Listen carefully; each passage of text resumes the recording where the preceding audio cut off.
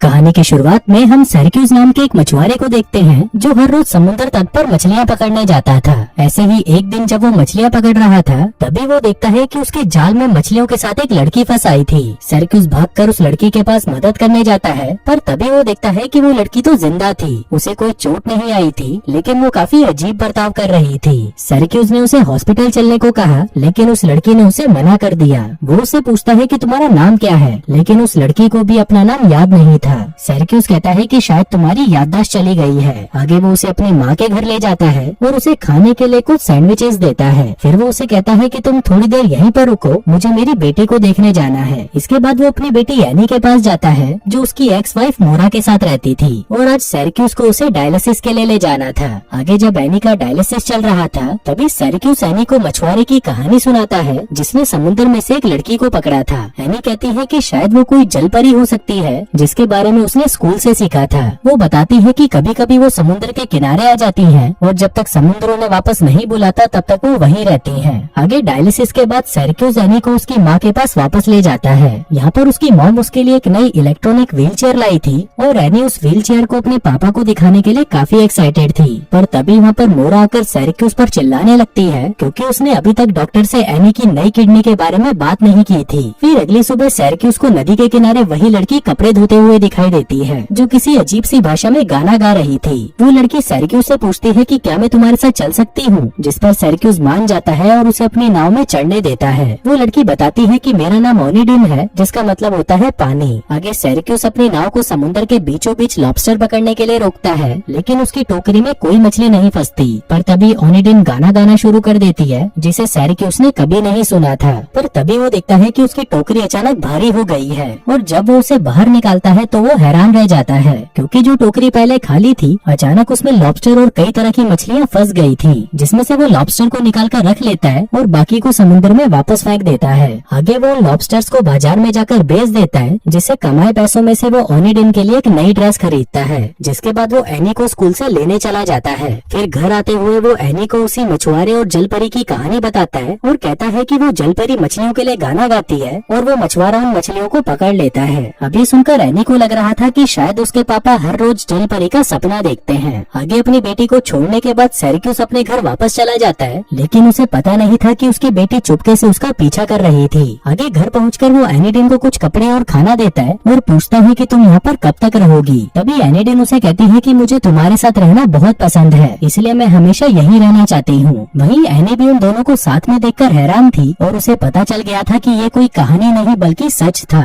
इसके बाद एनी एक लाइब्रेरी में जाती है और वहाँ पर मरमेड्स के ऊपर लिखी हुई किताबें मांगती है। इसी बीच सिरैक्यूज चर्च में जाता है और फादर के सामने कन्फेस करता है कि वो एक शराबी है, भले ही उसने पिछले 2 साल से शराब को हाथ तक नहीं लगाया। साथ ही वो बताता है कि हाल ही में उसे एक सपना आया था जिसमें उसने अपनी एक्स वाइफ के नए पति एलेक्स को मरते हुए देखा। जिसके बाद जब वो मोरा से मिला तो वो खुद भी शराब की एडिक्ट हो चुकी थी। अभी सुनकर फादर उसे एक साइकोलॉजिस्ट से मिलने की सलाह देते हैं। फिर जाने से पहले सिरैक्यूज उन्हें कहता है कि अब जो मैं आपको बताने वाला हूँ वो आप किसी को नहीं कहोगे। दरअसल जब मैं मछलियाँ पकड़ रहा था उसी दौरान मेरे जाल में एक जलपरी भी फंस गई थी जो भी मेरे साथ ही रहती है और मैंने उसे बाकियों से छुपा कर रखा है। फादर कहते हैं कि अगर ये सच है तो तुम पहले उसे यहाँ पर लेकर आओ, तभी मैं तुम दोनों की कोई मदद कर पाऊंगा। इसी बीच हम एनी को देखते हैं जो कि जलपरी और उसकी दुनिया के बारे में रिसर्च कर रही थी। दूसरी तरफ ओनिडिन कॉटेज की सफाई कर रही थी जिसके बाद वो सिरैक्यूज की लाई हुई चीजों को देखने लगती है। इसी दौरान वो मछली पकड़ने वाले जाल को देखकर उससे आकर्षित हो जाती है और उसे अपने हाथ पर लपेटने लगती है।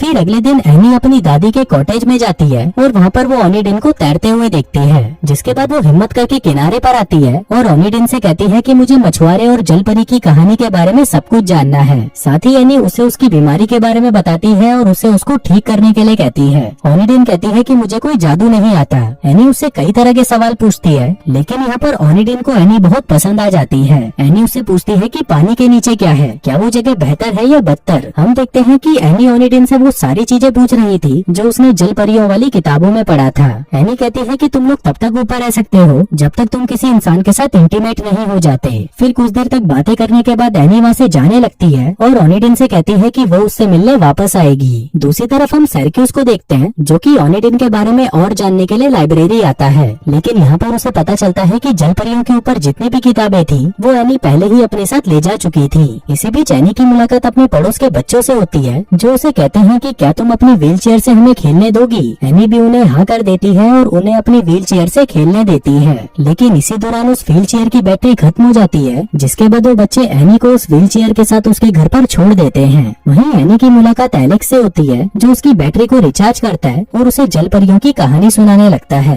एलेक्स कहता है कि वो जल परियां ही थी जिन्होंने हमारे देश स्कॉटलैंड को बनाया था। उधर सिरक्यूस और ओनिडिन समुद्र के बीच मछलियां पकड़ने जा रहे थे, लेकिन तभी वहाँ पर गश्त लगाती हुई पुलिस की एक नाव आ जाती है, जिसको देखकर सिरक्यूस ओनिडिन को छुपा देता है। वहीं ओनिडिन अपने पैरों से नाव चलाने लगती है और कहती है कि मैं तुमसे बेहतर नाव तो अपने पैरों से चला लेती हूँ। जिसके बाद वो गाना गाना शुरू कर देती है। वहीं सिरक्यूस जब अपना जाल ऊपर खींचता है तो वो पाता है कि उसमें काफी सारी मछलियाँ फंस चुकी थी, लेकिन इसी दौरान वो उस पुलिस वाली नाव को वापस लौटते हुए देखता है। जिसके बाद वो सिरक्यूस की नाव पर आते हैं और देखने लगते हैं कि कहीं सिरक्यूस सैल्मन मछली को तो नहीं पकड़ रहा, क्योंकि उस मछली को पकड़ना यहाँ पर अपराध माना जाता था। सिरक्यूस उन्हें कहता है कि वो कोई इलीगल काम नहीं कर रहा और पुलिस वालों को भी वहाँ पर कुछ नहीं मिलता। जिसके बाद वो वहाँ से चले जाते हैं। वहीं सिरक्यूस ने ओनिडिन को बेसमेंट में छुपा रखा था, जिसके बाद वो उसे बेसमेंट से बाहर निकालता है और कहता है कि तुम्हें किसी ने नहीं देखा। इसके बाद वो दोनों बंदरगाह पर वापस आते हैं, जहाँ पर ओनिडिन कहती है कि मैंने तुम्हें इतनी मछलियाँ दी तो बदले में मुझे भी कोई गिफ्ट चाहिए और वो गिफ्ट मैं खुद चुनूंगी।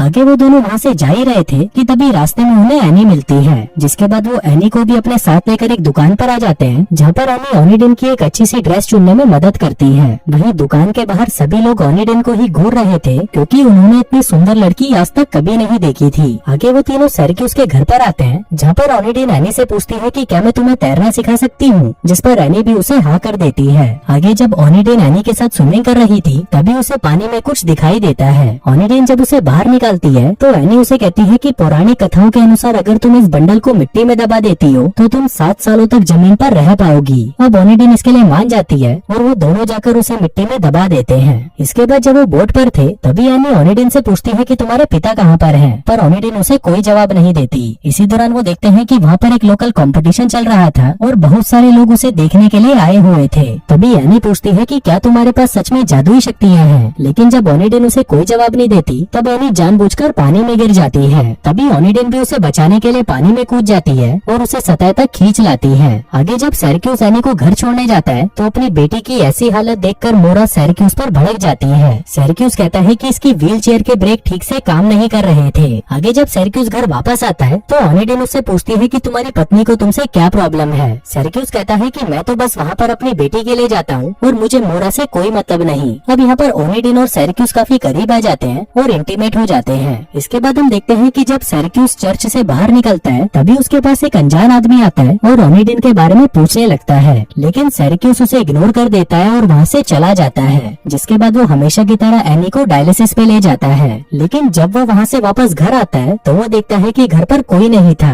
आगे सिरक्यूस ओनिडिन को ढूंढने निकल जाता है और काफी ढूंढने के बाद वो उसे एक जगह पर मिल जाती है। फिर ओनिडिन उसे बताती है कि उसका पति उसे ढूंढ रहा है, लेकिन वो उसे और एनी को छोड़कर यहाँ से नहीं जाना चाहती। तभी सिरक्यूस कहता है कि मैं विश करता हूँ कि तुम हमेशा यहीं पर रहो। इसके बाद हम मोरा और एलेक्स को देखते हैं, जो कि नशे में गाड़ी चला रहे थे और उनके साथ एनी भी थी। उधर दूसरी तरफ ओनिडिन का पति बहुत तेजी से गाड़ी चलाकर ला रहा था, जिसकी वजह से मोरा की कार का एक्सीडेंट हो जाता है और एलेक्स की वहीं पर मौत हो जाती है। फिर जब सिरक्यूस और ओनिडिन को इसका पता चलता है तो वो भागते हुए हॉस्पिटल पहुँचते हैं। आगे डॉक्टर सिरक्यूस को बताता है कि एलेक्स की किडनी तुम्हारी बेटी से मैच हो गई है और क्योंकि वो एक डोनर भी था तो हम उसकी किडनी एनी को लगा सकते हैं। दूसरी तरफ ओनिडिन का हस्बैंड उसे ढूंढ लेता है और उसे कहता है कि चलो यहाँ से चलते हैं, लेकिन ओनिडिन उसे जाने के लिए मना कर देती है। उधर एलेक्स की मौत के बाद मोरा सिरक्यूस से कहती है कि अब मैं एनी को अपने पास में नहीं रख सकती। जिसके बाद वो अपनी बेटी की सारी जिम्मेदारी सिरक्यूस को दे देती है, लेकिन साथ ही वो एक कंडीशन रखती है कि उसे ओनिडिन को छोड़ना पड़ेगा। पर सिरक्यूस के लिए ये करना आसान नहीं था।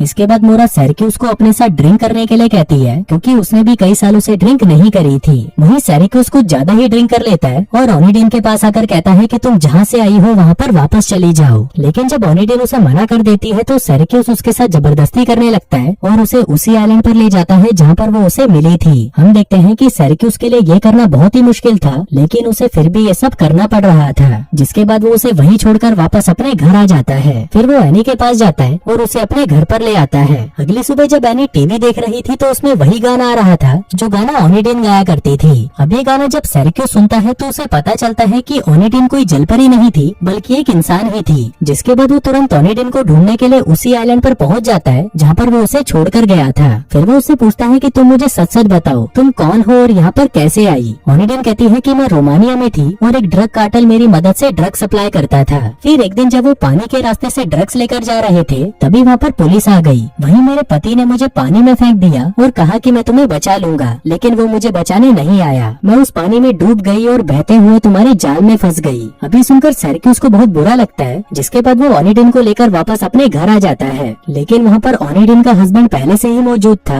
और उसके साथ एक और आदमी भी था। तभी वो उन दोनों को पकड़ लेते हैं और वो आदमी ओनिडन से कहता है कि मुझे मेरे ड्रग्स वापस चाहिए। तभी हम फ्लैशबैक में देखते हैं कि जो बंडल एनी और ओनिडन को पानी के अंदर मिला था वो कुछ और नहीं बल्कि ड्रग्स थे जिनको उन्होंने जमीन में दफना दिया था। अब ओनिडन उन्हें वो जगह बता देती है, लेकिन जब वो लोग वहाँ पर देखने जाते हैं तो उन्हें वहाँ पर कुछ नहीं मिलता, क्योंकि एनी ने वो ड्रग्स निकाल कर कहीं और छुपा दिए थे। क्योंकि उसे लग रहा था कि जब तक ये छुपा रहेगा ओनिडन कहीं नहीं जा पाएगी। आगे जब वो लोग एनी को धमकाने लगते हैं तो एनी उन्हें उन ड्रग्स की लोकेशन बता देती है। आगे जब वो लोग उन ड्रग्स को लेने के लिए वहाँ पर पहुँचते हैं तभी मौका देखकर ओनिडन अपने हस्बैंड को पानी में गिरा देती है और क्योंकि उसके हस्बैंड को तैरना नहीं आता था तो वो पानी में डूबकर मारा जाता है। लेकिन इसी दौरान वहाँ पर पुलिस आ जाती है और ओनिडन को गिरफ्तार कर लेती है क्योंकि वो यहाँ की सिटीजन नहीं थी। आगे जब वो उसे उसके देश वापस भेजने वाले थे तभी सिरैक्यूस को एक आइडिया आता है और वो ओनिडन से शादी कर लेता है, जिससे ओनिडन भी अब यहाँ की सिटीजन बन जाती है। इसके बाद सिरैक्यूस, ओनिडन और एनी साथ में खुशी खुशी रहने लगते हैं। और दोस्तों इसी के साथ ही ये कहानी यहीं खत्म हो जाती है।